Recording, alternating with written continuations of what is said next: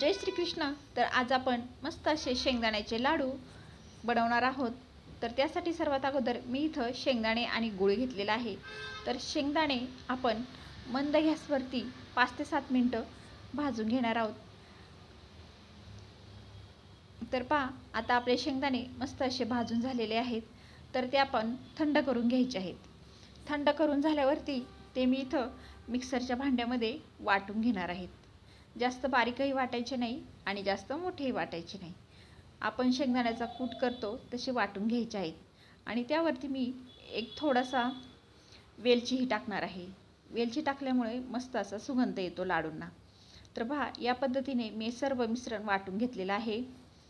आणि आता आपण गूळ आणि शेंगदाणे असे एकदम मिक्स करून घेणार आहे आणि याचे असे छोटे छोटे लाडू बनवणार आहे। तर व्हिडिओ आवडला तर व्हिडिओला लाईक करा आणि नसेल आवडला तर डिसलाईक करा। Bye bye.